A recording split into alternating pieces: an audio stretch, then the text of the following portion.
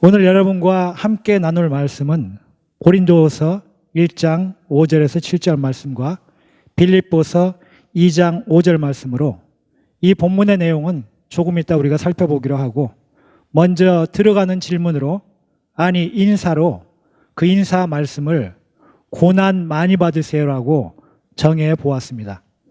우리 옆에 계신 분들께 고난 많이 받으세요라고 서로 인사를 나누어 보도록 하겠습니다. 자, 새해가 되면은 여기 미국이나 한국이나 할 것 없이 해피 뉴 이어, 새해 복 많이 받으세요 라고 새해 인사를 하는데, 아마 몇 해 전부터는 이 새해 인사가 너무 밋밋하고 식상해서 그런지 많이들 바뀌었음을, 좀 더 센 걸로 바뀌었음을 볼 수가 있었습니다. 제 기억으로는 대박 나세요, 부자 되세요, 돈 많이 버세요 등등이 있었던 것 같고, 또 올해는 보니까 꽃길만 걸으세요, 꽃길만 가세요, 좋은 일만 생기세요 등등을 쓰는 것을 보았습니다. 여러분들은 올해 새해 인사말로 무엇을 쓰셨습니까? 만일 올해 고난 많이 받으세요, 새해 고난 많이 받으세요 라고 인사를 받으신다면, 아까 서로들 인사하셨지만은 어떤 기분과 생각이 드시겠습니까? 우리가 고난을 축복이라고 하는데, 그럼 이 말은 올해 축복, 새해 축복 많이 받으세요 라고 하는 동의어가 아닙니까? 그런데 정작 고난이라는 말을 들으면 뭔가 피하고 싶고 나에게는 오지 않았으면 좋겠다라는 생각이 들어오는 것은 배제할 수 없는 사실입니다. 사도 바울께서는 고난이 유익이라 하시며 모든 서신서, 특히 자기가 가장 아끼는 영적 아들인 디모데에게 쓰는 편지인 디모데 후서에서는 처음부터 끝까지 고난을 받으라, 받으라, 그리고 또 받으라 라고 하십니다.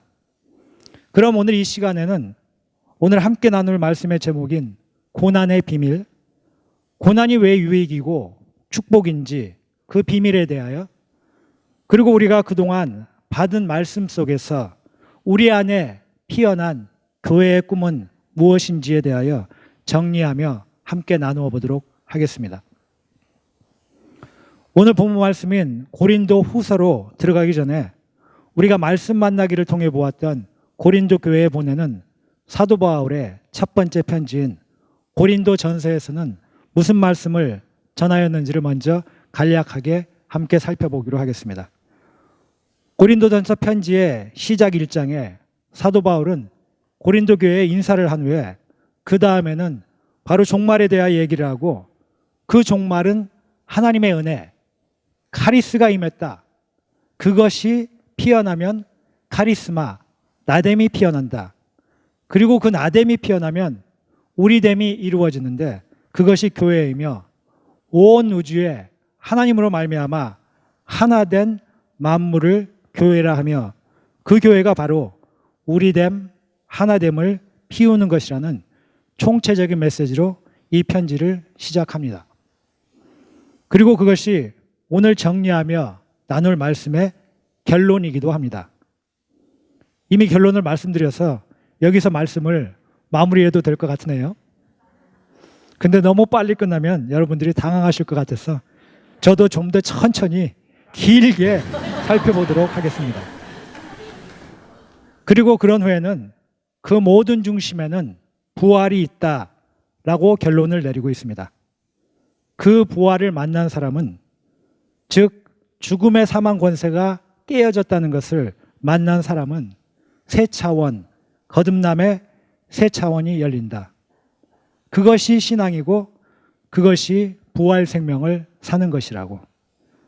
즉 부활 생명은 사망 권세가 깨어짐으로 말미암아 생존 세계에 얽매여 있던 내가 생명 세계를 누리기 시작하는 생명의 새 차원으로 한 차원 한 차원 열리기 시작하는 것이다라고 그 첫 번째 편지에서 분명하고 선명하게 말씀하십니다. 그리고 고린도후서 편지의 시작인 오늘 본문 말씀에서는 이 생명의 새 차원을 나아가는 길에, 그 길에 너희가 고난 속에 있다, 그러나 염려할 것이 없다. 오히려 너희를 향한 나의 소망이 견고하여지는데 왜냐하면 너희가 바로 고난 가운데 있기 때문이다. 그리고 그 고난이 있는 자리에는 그리스도의 위로가 또한 반드시 넘치게 된다라고 하며 그 고난 속에 있는 성도들을 위로하는 바울의 깊은 마음을 우리는 느낄 수가 있습니다. 사도 바울을 통해 선포되는 이 고난의 비밀을 알지 못하면 우리가 자유를 누릴 수는 절대 없습니다. 그 비밀을 알지 못하는 상태에서는 나에게 불안과 두려움이 먼저 찾아오기 때문에 그 고난 안에서 자유가 임할 수는 없습니다. 지금 코로나 바이러스 때문에 세계가 아주 비상에 걸렸는데 왜입니까? 우리가 그 치료법을 몰라서, 아직 백신과 치료약이 없어서 그 병을 다스릴 수가 없다고 생각하기 때문입니다. 전혀 알지 못하는 상태에서는 죽음에 대한 불안과 두려움이 우리에게 먼저 찾아오기 때문에 생존에 붙들려 있는 한은 그 안에서 절대 자유를 누릴 수가 없는 것이지요. 생존 세계에서는 질병의 바이러스보다 오히려 훨씬 전파력이 센 것이 불안과 두려움의 바이러스입니다. 그래서 오히려 내가 아는 자리, 내가 컨트롤할 수 있는 자리, 편한 자리에만 안주하려는 에고의 속임에 속게 되고 마는 거죠. 우리가 마태복음 10장 38절에서 보았지만 자기 십자가를 지고 나를 따르지 않는 자도 내게 합당치 아니하다라고 하셨고, 또 마태복음 16장 24절에 자기를 부인하고 자기 십자가를 지고 나를 따르라고 하십니다. 복음서나 서신서나 신약 성경의 공통점이 고난을 받으라입니다. 이 메시지가 우리 인류 역사를 뒤바꿔 놓았으며 하나님의 역사는 이 믿는 자들의 고난의 여정을 통하여 이루어짐을 성경은 분명히 말씀하십니다. 그럼 왜 이 고난으로 우리를 부르시며 그 고난 속에는 어떤 비밀이 들어있는지를 말씀을 통해 함께 살펴보고 정리해 보도록 하겠습니다. 먼저 바울의 거듭남을 살펴보겠습니다. 우리가 말씀 만나기를 누가복음으로 시작하여 사도행전으로 들어가면서는 이젠 가슴으로 말씀을 만나는 스테이지로 들어가면서 예수님의 가슴, 사도 바울의 가슴, 그리고 교회의 가슴을 우리가 만나고 나누어 보았습니다. 바울은 예수님을 만난 다메섹 도상의 체험에서 완전히 깨어졌습니다. 뭐가 깨어졌나요? 자기의 의가. 자기의 의가 하나님을 핍박했고 하나님의 일을 회방하고 있었습니다. 그런데 그것에 반해 하나님은 무엇을 하셨나요? 바울의 의가 충만하고 하나님을 회방하고 있었을 때 오히려 하나님은 오셔서 그의 사명을 확인시켜 주셨습니다. 사도행전 9장 4절과 5절에 보면은 사울아 사울아 내가 어찌하여 나를 핍박하느냐 나는 내가 박해하는 예수라 하시면서, 그럼에도 불구하고 9장 15절에서는 그 사울이 나의 택한 그릇이라고 확증해 주십니다. 이것이 하나님의 사랑이십니다. 나의 존재의 목적과 가치, 그 귀함을 확인시켜 주는 것이 하나님의 사랑입니다. 또한 우리가 마태복음 10장 1절에서 보았듯이 제자들을 택하시고 부르시어 생명의 권능을 주시고 보내신 것처럼 하나님께서는 사도 바울과 12제자만 택하시고 부르시고 보내신 것이 아닙니다. 우리 모두가 택하심, 부르심, 보내심을 받은 것입니다. 이 사도 바울의 다메섹 도상의 깨어짐을 통해서 그전과 그 후의 삶이 완전히 달라졌습니다. 무엇을 만나서였을까요?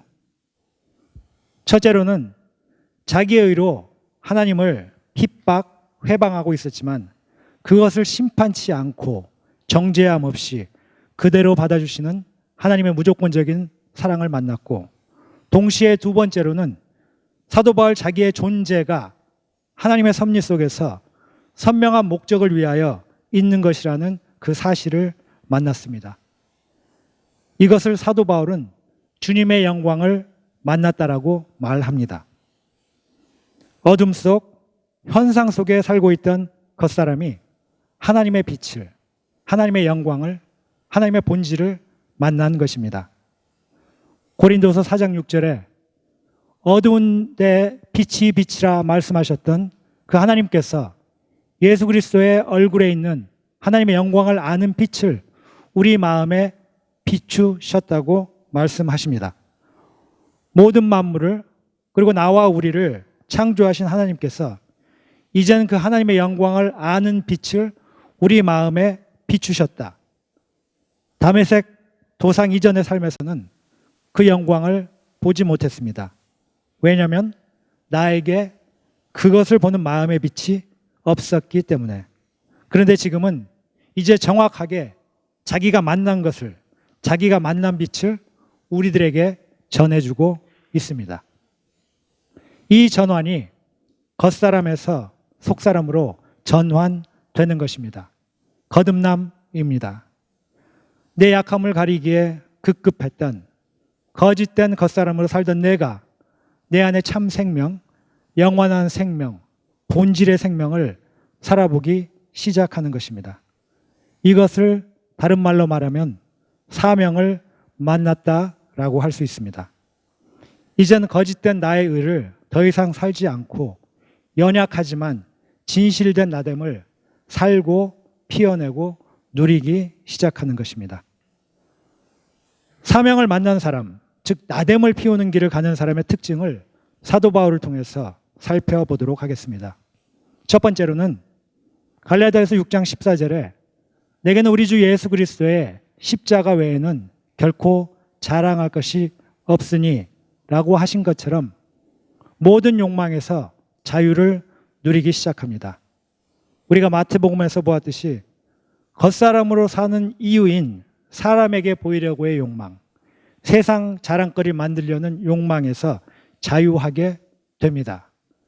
그리고 둘째로는 자기의에 더 이상 연연치 않습니다.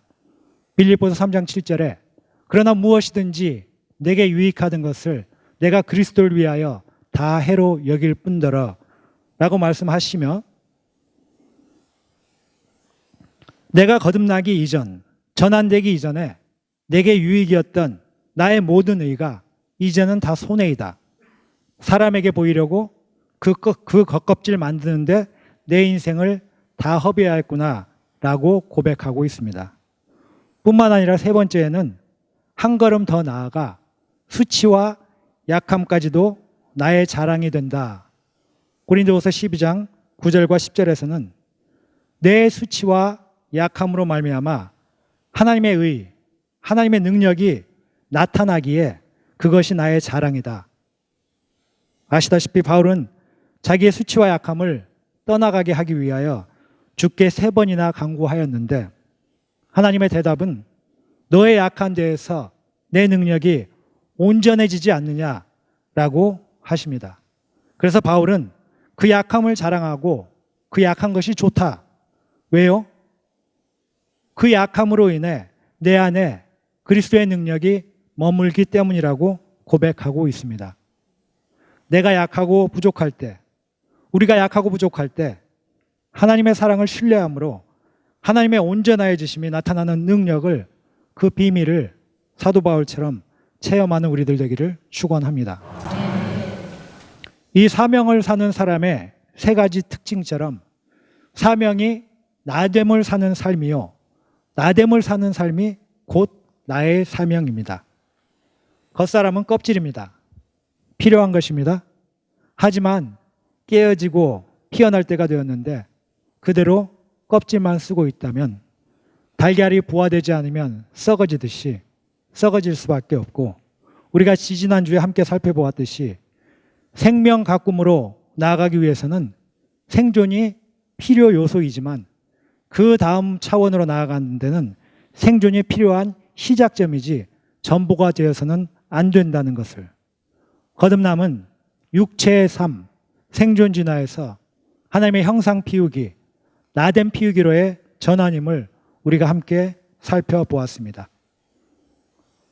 사도 바울은 갈라디아서 2장 20절에서 내가 그리스도와 함께 십자가에 못 박혔나니 오직 내 안에 그리스도께서 사신 것이요 내가 그 그리스도를 믿는 믿음 안에 사는 것이라고 하며 나의 약함이나 강함이나 나의 추함이나 아름다움이나 이 모든 것이 나를 이끄시는 주님의 섭리임을 알고 주님과 하나됨으로 산다고 고백합니다.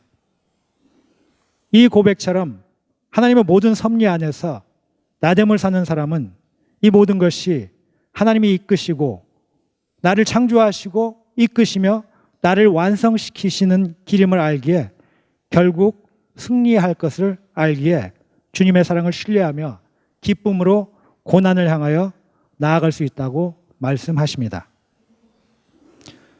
사도 바울은 자기의 영적 아들 디모데에게 쓰는 편지 디모데 후서 처음부터 끝까지 고난을 받으라. 1장 8절 복음과 함께 고난을 받으라. 2장 3절 그리스도 예수의 좋은 병사로 나와 함께 고난을 받으라. 3장 12절 그리스도 예수 안에서 경건하게 살고자 하는 자는 고난을 받으리라. 즉 고난을 받는다라고 말씀하십니다. 그리고 로마서 8장 17절과 18절을 보면 하나님의 영광과 고난이 꼭 세트로 나타남을 우리가 볼 수가 있습니다. 즉 고난이 없으면 영광도 없다. 그 영광의 유업은 고난의 길을 통해 온다. 그리고 자녀는 상속자이다. 하나님의 상속자이다. 그리스도와 함께한 상속자이다. 그래서 우리가 그리스도와 함께 당연히 이 영광을 상속받는다. 그런데 그 영광은 고난을 통하여 온다. 왜냐하면 그 영광은 생명의 영광이기에.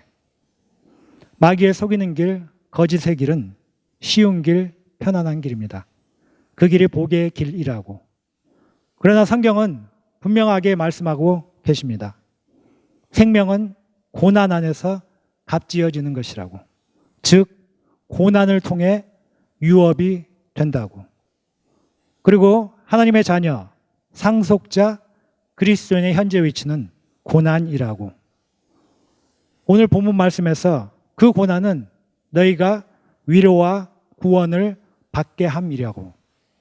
그리고 진정한 안식은 그 고난 속에서 그 고난을 누릴 때임을 말씀하고 계십니다. 그래서 하나님의 자녀는 그 상속받을 영광을 바라봄으로 고난을 향하게 된다라고 하십니다. 그리고 역대하 16장 9절 말씀에는 여호와의 눈은 온 땅을 두루 감찰하사 아주 샅샅이 찾아보시는 겁니다. 눈에 잘 띄면은 샅샅이 찾아보시겠습니까? 아주 희귀하니까. 누구를 찾으시나요? 전심으로 자기에게 향하는 자를. 왜지요? 자기의 능력을 그에게 베푸시기 위하여. 바꾸어 말한다면은 우리의 전심이 하나님께 드려질 때 하나님이 우리 안에 심어 놓으신 능력이 최대한 피어날 수 있는 것임을 말씀하십니다. 만약 우리가 지금 드리는 이 예배에 우리의 전심이 드려진다면 이 시간 우리에게 하나님의 생명의 치유와 회복과 권능을 베푸신다고 이렇게 하나님은 분명히 말씀하십니다. 하나님의 영광의 능력이 누구에게 나타나는지를 반심도 아니고 두심도 아니고 전심, all your heart, 전심으로 향하는 자. 고난이 하나님의 영광임을 알고 하나님을 향하는, 하나님을 사랑하는, 하나님과 하나 되는 사람. 하나님이 창조하신 나됨을 피우는 사람에게라고 말씀하십니다. 그 사람은 나됨의 영광의 유업을 바라보기 때문에 고난을 향하는 것입니다. 이제 여러분들이 기다리시던 영상을 하나 보시도록 하겠습니다.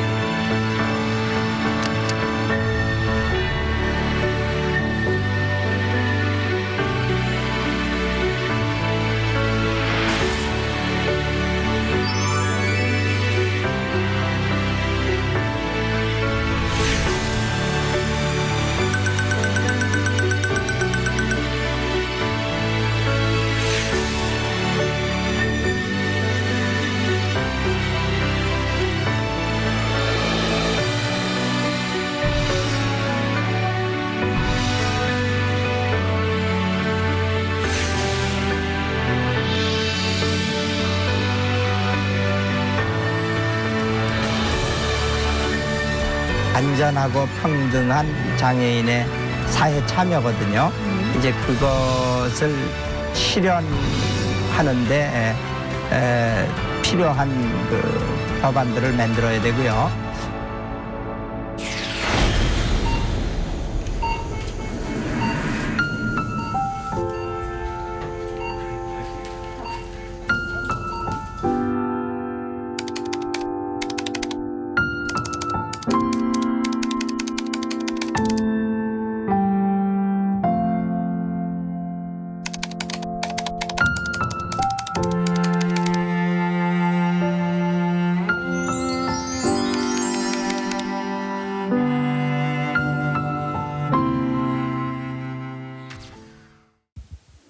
이 영상은 우리가 너무나도 잘 알고 있는 이야기입니다. 이처럼 고난을 향하는 사람, 고난의 삶을 사는 사람들에게서 나타나는 특징 또는 열매들을 함께 말씀을 통하여 살펴보도록 하겠습니다. 첫째는 섬기는 삶이 됩니다. 우리가 지금 말씀 만나기 여정에 있는 마태복음에서만 보더라도 그 시대에 황제적인 힘의 메시아를 고대하고 원했던 자들에게는, 그리고 그 거짓된 현상의 세계에서는 예수님의 삶과 죽음, 그리고 그 선포된 말씀들은 가히 혁명적이었습니다. 왜였습니까?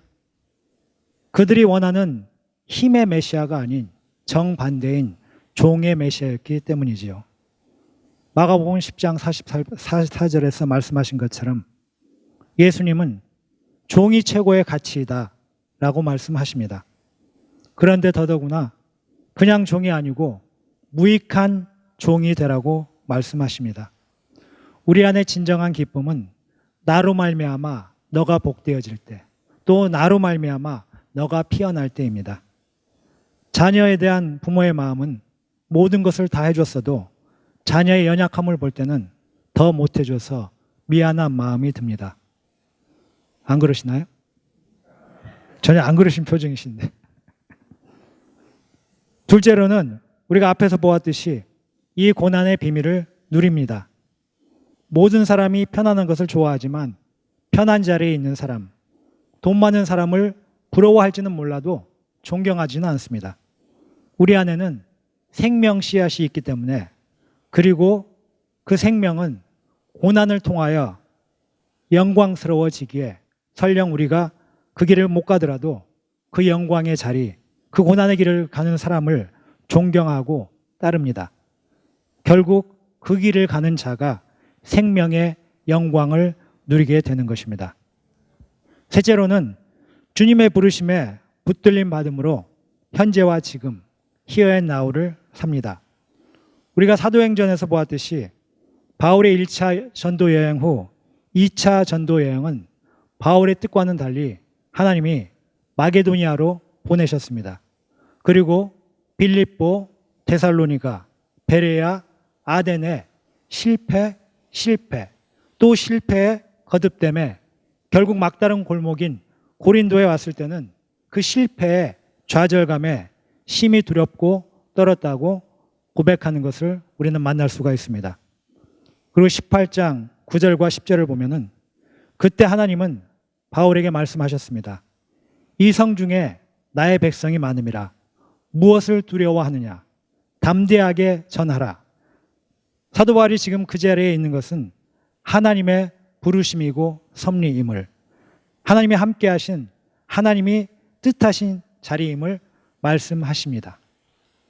지금 내가 있는 이 자리는 과연 어떤 자리입니까?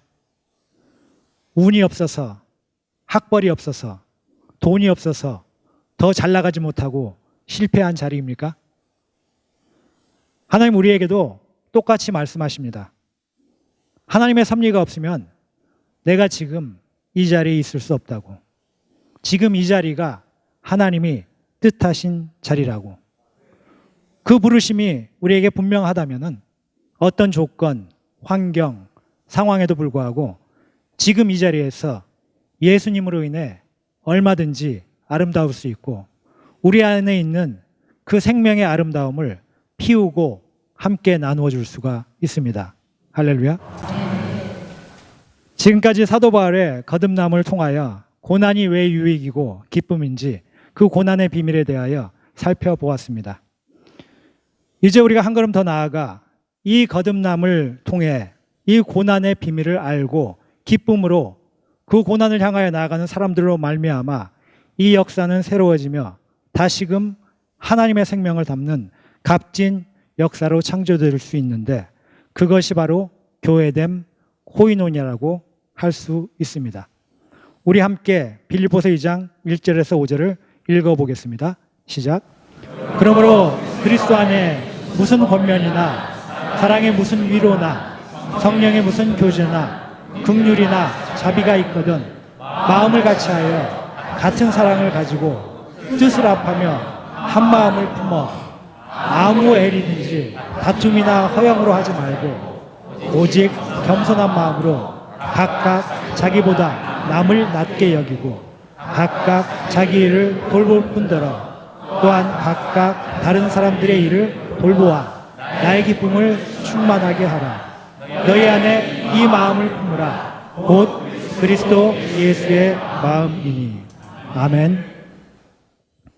우리가 마태복음에서 계속 만났듯이 그리스도 예수의 마음은 being together입니다.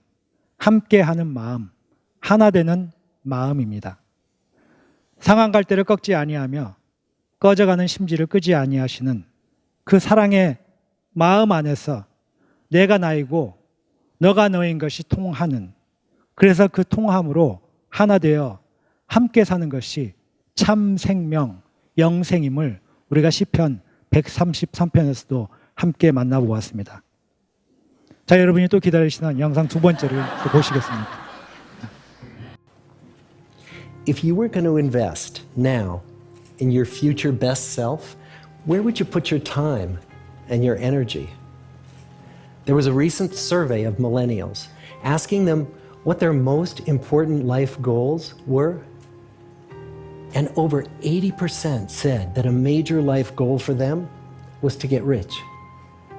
And we're constantly told to lean into work, to push harder and achieve more. We're given the impression that these are the things that we need to go after in order to have a good life.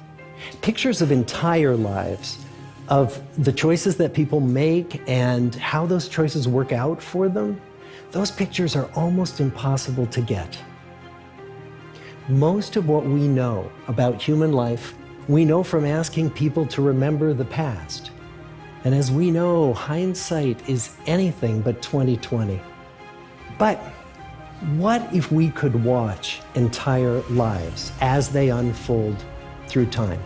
What if we could see what really keeps people happy and healthy? We did that. For 75 years, we've tracked the lives of 724 men. Year after year, asking about their work, their home lives, their health. Almost all projects of this kind fall apart within a decade because too many people drop out of the study, or funding for the research dries up, or the researchers get distracted, or they die, and nobody moves the ball further down the field. But through a combination of luck and the persistence of several generations of researchers, this study has survived.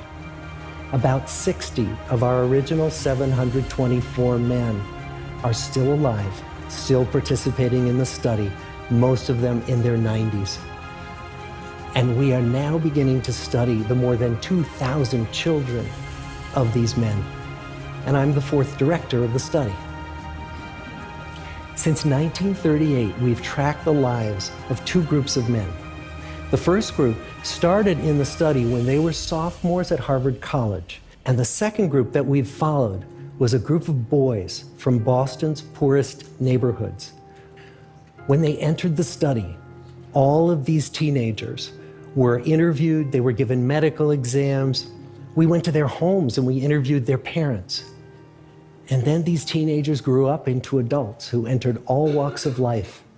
They became factory workers and lawyers and bricklayers and doctors, one president of the United States. Some developed alcoholism, a few developed schizophrenia. Some climbed the social ladder from the bottom all the way to the very top, and some made that journey in the opposite direction. So what have we learned? What are the lessons that come from the tens of thousands of pages of information that we've generated on these lives? Well, the lessons aren't about wealth or fame or working harder and harder. The clearest message that we get from this 75-year study is this: good relationships keep us happier and healthier. We've learned three big lessons about relationships. The first is that social connections are really good for us and that loneliness kills. It turns out that people who are more socially connected to family, to friends, to community are happier, they're physically healthier, and they live longer than people who are less well connected. And the experience of loneliness turns out to be toxic. People who are more isolated than they want to be from others find that they are less happy, their health declines earlier in midlife, their brain functioning declines sooner, and they live shorter lives than people who are not lonely. And the sad fact is that at any given time, more than 1 in 5 Americans will report that they're lonely. And we know that you can be lonely in a crowd and you can be lonely in a marriage. So the second big lesson that we learned is that it's not just the number of friends you have, and it's not whether or not you're in a committed relationship, but it's the quality of your close relationships that matters. Once we had followed our men all the way into their 80s, we wanted to look back at them at midlife and to see if we could predict who was going to grow into a happy, healthy octogenarian and who wasn't. And when we gathered together everything we knew about them at age 50, it was how satisfied they were in their relationships. The people who were the most satisfied in their relationships at age 50 were the healthiest at age 80. And good, close relationships seem to buffer us from some of the slings and arrows of getting old. And the third big lesson that we learn about relationships and our health is that good relationships don't just protect our bodies, they protect our brains. It turns out that being in a securely attached relationship to another person in your 80s is protective. That the people who are in relationships where they really feel they can count on the other person in times of need, those people's memories stay sharper longer. And the people in relationships where they feel they really can't count on the other one, those are the people who experience earlier memory decline. And those good relationships, they don't have to be smooth all the time. Some of our octogenarian couples could bicker with each other day in and day out. But as long as they felt that they could really count on the other when the going got tough, those arguments didn't take a toll on their memories. So, this message that good, close relationships are good for our health and well-being, this is wisdom that's as old as the hills. Why is this so hard to get and so easy to ignore? Well, we're human. What we'd really like is a quick fix, something we can get that'll make our lives good and keep them that way. Relationships are messy. It's also lifelong. It never ends. The people in our 75-year study who were the happiest in retirement were the people who had actively worked to replace workmates with new playmates. Just like the millennials in that recent survey, many of our men, when they were starting out as young adults, really believed that fame and wealth and high achievement were what they needed to go after to have a good life. But over and over these 75 years, our study has shown that the people who fared the best were the people who leaned into relationships with family, with friends, with community. So what about you? 영상이 기니까 좋으시죠? 이 몇 세대를 걸친 하버드 대학의 75년간의 연구의 결론은 건강하고 행복한 삶의 키는 돈도, 성공도, 지위도, 명예도 아닌 가장 중요한 것이 관계였다고 말하고 있습니다. 성경의 핵심은 생명입니다. 그 생명이 관계입니다. 우리에게 주신 생명은 관계 속에서만 피어날 수 있습니다. 혼자 돛 닦아서 피어날 수 있는 것도 아니고, 그렇다고 해서 피상적 다수의 관계 안에서도 피어날 수 없음을 압니다. 왜냐하면 세상 기제 자체가 거짓으로 되어 있기 때문이지요. 사도 바울이 다메섹 도상에서 만났던 하나님의 은혜, 그 사랑, 그 무조건적인 사랑을 우리가 만날 때 우리 안에 피어나는 사랑은 코이노니아의 사랑, 함께함, 하나됨의 사랑이라고 할 수 있습니다. 교회됨으로 나아가는 길, 이 코이노니아의 사랑을 바로 예수님의 마음에서 시작됩니다. 그리스도 예수를 통하여 그리스도 예수 안에서 그리스도 예수의 이름으로 모인 사람들, 그 안에서 자녀가 되고 형제, 자매가 된 공동체, 서로 그리스도의 몸이 되는 지체들로서 우리가 함께 품어야 할 마음은 그리스도 예수의 마음이라고 분명히 말씀하십니다.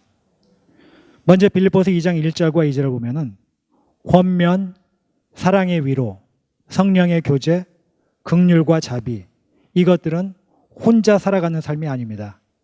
주신 관계 안에서 함께 더불어 살아갈 때 우리가 서로를 향한 마음입니다.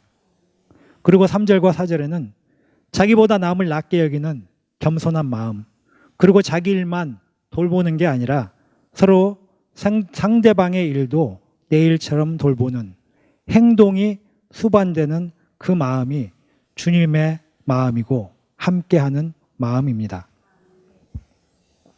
사도 바울은 로마서 12장 15절에서 교회됨에 대한 우리 서로의 마음을 이렇게 말씀하십니다. 즐거워하는 자들과 함께 즐거워하고 우는 자들과 함께 울라고. 우리는 다른 사람의 고통을, 연약함을 완전히 이해할 수는 없습니다. 또한 나의 연약함과 고통을 상대방이 완전히 이해해 줄 수도 없습니다. 고통과 연약함에는 우리 서로의 주관적인 면이 많이 포함되어 있어서이기도 합니다. 어쩌면 우리가 인격이라고 하는 그 인격의 깊이 중에 하나가 상대방의 연약함과 고통을 이해하는 순도만큼이 인격의 깊이라고도 할 수 있을 것입니다.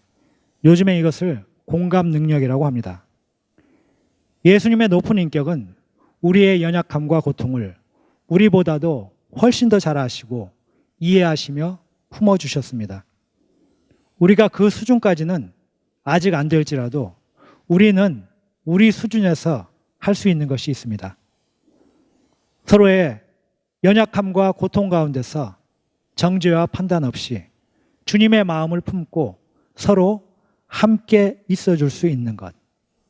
다 전부는 이해 못하지만은 그래도 그 자리에서 함께 울어주고 기뻐해 줄 수 있는 것입니다. 서로의 연약함 때문에 서로의 격려와 위로와 긍휼과 자비가 그 안에 채워질 수 있는 것. 하나님의 능력이 서로를 통하여서 그 한 마음 안에 채워지며 완성될 수 있는 것입니다. 그리고 6절에서 11절까지는 다시 그리스도 예수의 마음과 하나님의 영광에 대하여 말씀하십니다. 6절에 보면은 예수님은 하나님이신 자기의 의를 철저히 포기하셨습니다. 그리고 7절에는 종의 형체를 가지셨습니다. 그것도 철저히 무익한 종의 형체를. 8절에서는 고난을 향하여 죽기까지 십자가에 복종하며 나아가셨습니다. 9절에서 11절에는 그 고난을 감당한 자리에 하나님의 영광이 임하게 되셨습니다. 이 고난의 자리, 그 십자가의 자리가 예수 그리스도를 주라 시인하는 모든 이들의 생명이 피어나는 하나님의 영광이 임하는 자리가 되셨습니다. 자, 이제 고난의 비밀과 교회됨의 말씀을 정리해 봅니다.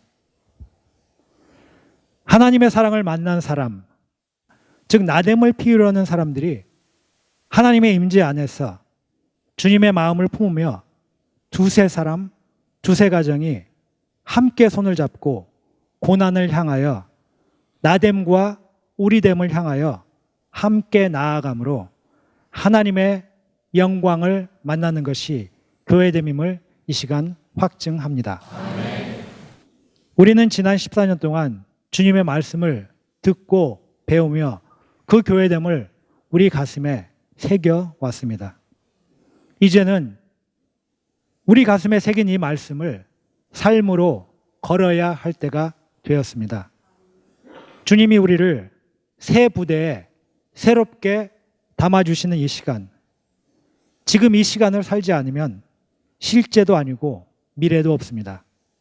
이젠 우리의 마음과 말과 행동을 하나로 모읍시다.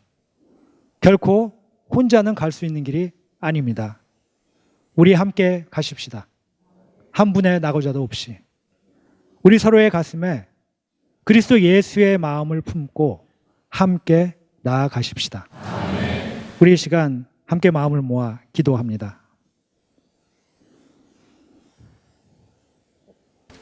죄송합니다. 저는 이발을 못하고 왔습니다.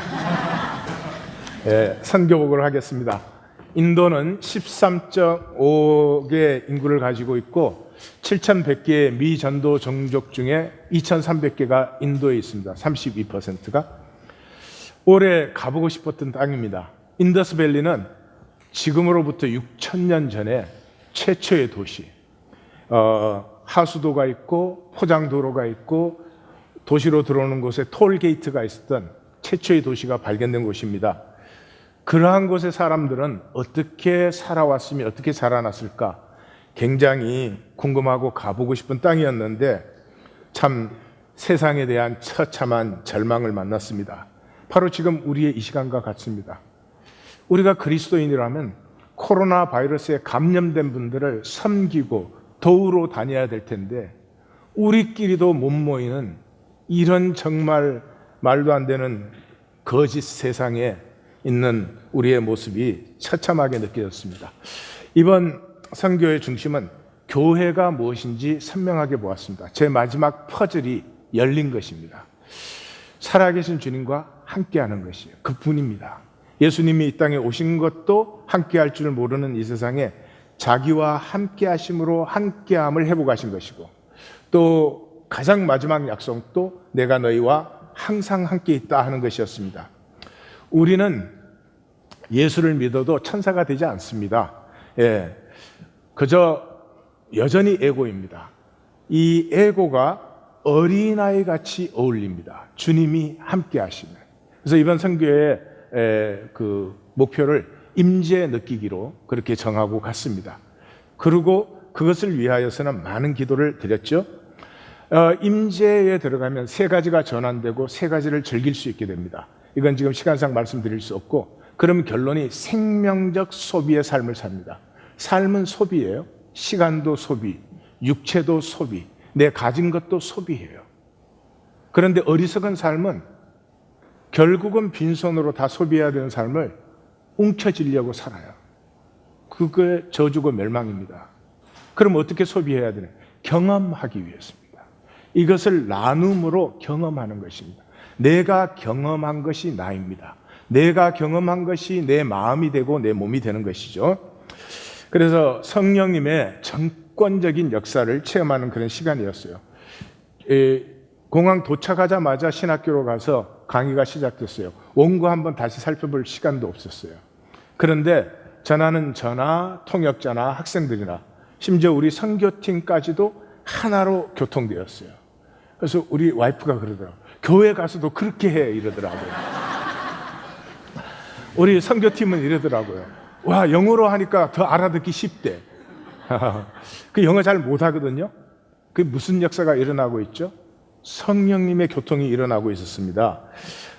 그래서 첫째 날은 뭐 자리가 빈자리도 있었는데, 둘째 날부터는 뭐 자리가 없어서 우리 팀은 앞쪽으로 나와야 되고, 이런 일도 일어났습니다. 그 선교사님의 사모님이 거기에 참여하셨다가 치유가 시작됐어요. 굉장히 아프고 상처가 많으신 분이었어요. 그래서 뭐 그 말씀을 그냥 우리 와이프한테 하더니, 그 다음에 나한테 하더니, 우리 팀에 하더니 막 계속해서 하시는 거예요. 열리기 시작한 거죠. 선교팀도 교회에서 우리가 무엇을 나누었거나 하는 게 깨달아지고, 교수 학생들의 모습이 계속해서 그냥 와서 간증들을 해요. 근데 제가 도착하자마자 이메일을 받았습니다. 그게 인사 말씀이 있고, 그 다음에 이제 시작 부분에 두 센텐스예요. 이 두 센텐스의 말씀이란 말이 expounding word, his word, the word of God, the word of God 계속 나오죠. 제가 이번에 전한 것은 말씀이었어요. 말씀 만나야 됩니다 하는 것인데, 이게 그 가슴에 새겨져 버린 것이죠. 참 즐거웠습니다. 기쁘고 자유했어요. 우리가 지금 거기 상태도 모르고 무엇을 어떻게 할지도 모르고, 그래서 계획도 준비도 굉장히 부족했습니다. 굉장히 짜증날 수밖에 없는 상황이었어요. 잠도 뭐 편하게 잘 수 없지요.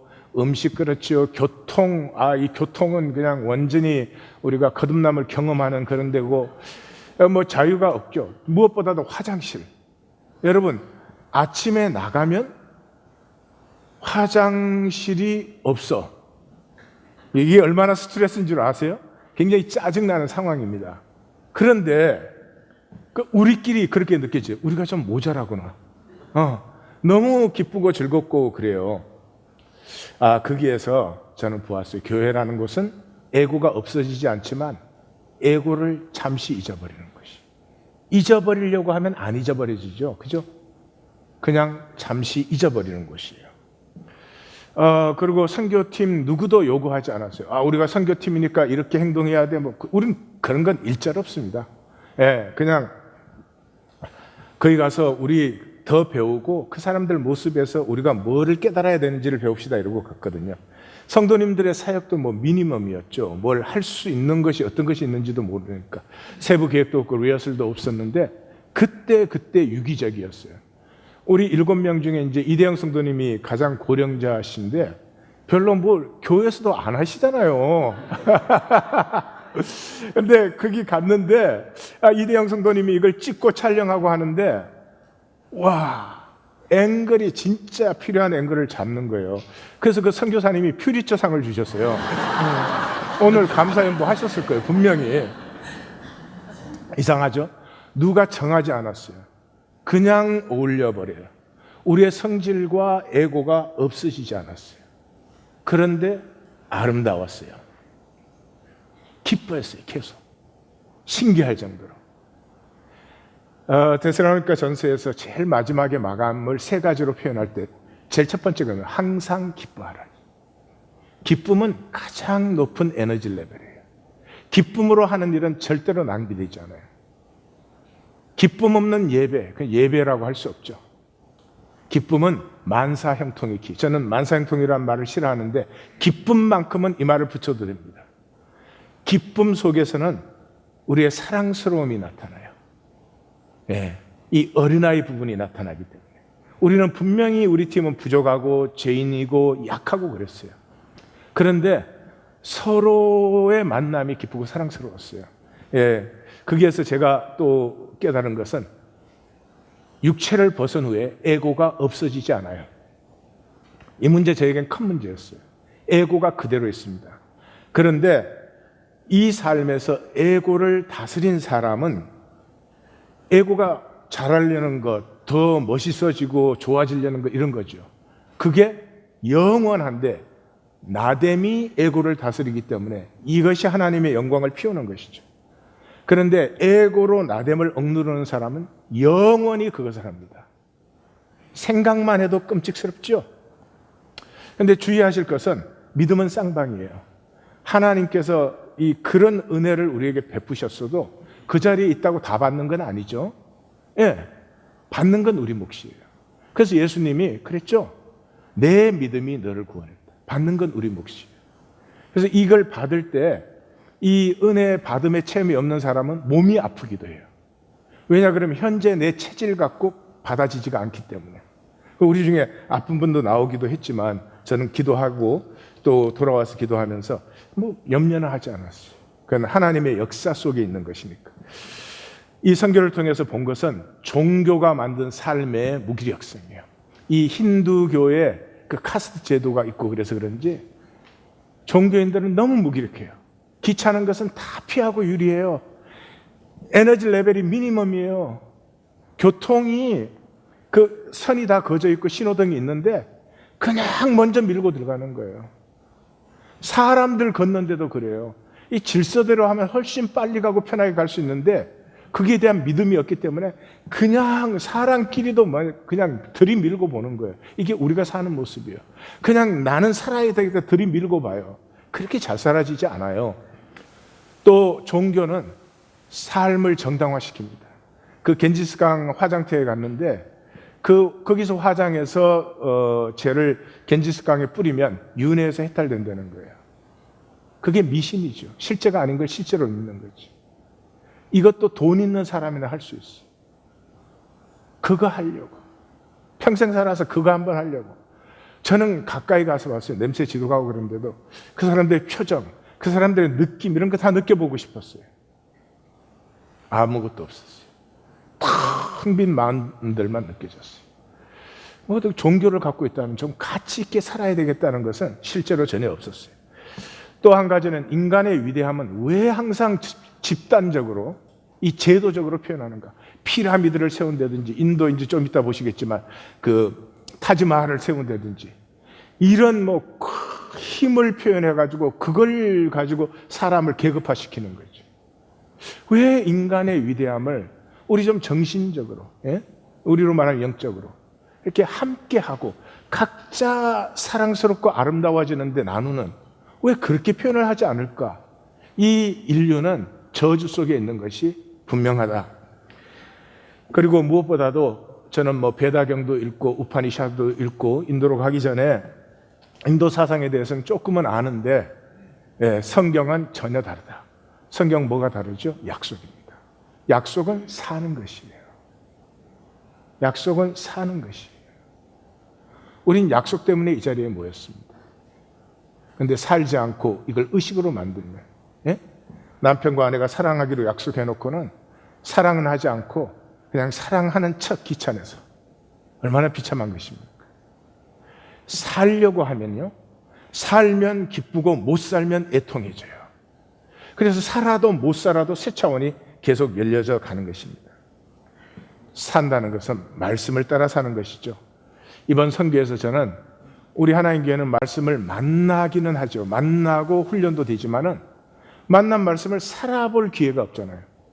세상 나가서 우리는 딱 흩어져 버리는데, 그래서 말씀을 살 수 있는 용기라는 것은 우리 대부분은 참 부족합니다. 그런데 이 짧은 선교의 기간이 실습장이었죠. 여기에는 먹고 사는 거 걱정할 필요 없죠. 이 선교 기간에 뭐 내가 잘나야 될 거 없죠. 그러니까 처음으로 우리가 그동안 만났던 말씀을 조금이지만 실제로 나누고 우리도 모르게 하는 실습장이 되어서, 아, 주님과 임재 속에 함께 한다고 하는 것이 우리의 에고가 뭐 더 나아지거나 뭐 천사가 되거나 하는 것이 전혀 아님에도 불구하고 우리의 에고까지도 주님과 함께하면 사랑스러워진다고 하는 놀라운 체험을 하였습니다. 하여튼 하나님 교회, 하나님께서 시작한 일을 하나님께서 이루실 줄 믿습니다.